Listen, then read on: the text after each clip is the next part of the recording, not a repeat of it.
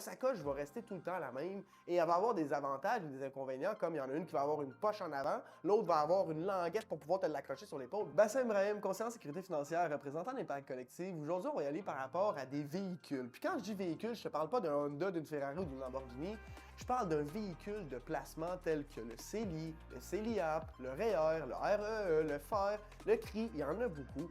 Puis ce que je veux vous expliquer, c'est que le véhicule de placement, c'est juste le nom dans lequel l'argent va être investi.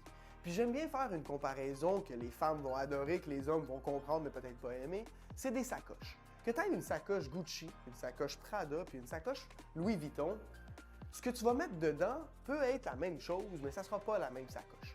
Fait que si on y va avec une sacoche Prada puis une sacoche Louis Vuitton, tu peux mettre ton baume à lèvres ou ton rouge à lèvres dans les deux sacoches. Mais ta sacoche va rester tout le temps la même et elle va avoir des avantages et des inconvénients, comme il y en a une qui va avoir une poche en avant, l'autre va avoir une languette pour pouvoir te l'accrocher sur l'épaule. Bref, c'est la même chose. Le CELI, il y a des avantages et des inconvénients. Le REER a des avantages et des inconvénients.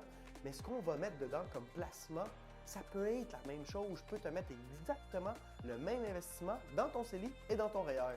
Si tu veux que je t'aide à démystifier tout ça et à mieux comprendre les finances, appelle-moi, écris-nous, ça va nous faire le plus grand plaisir de te servir. À bientôt!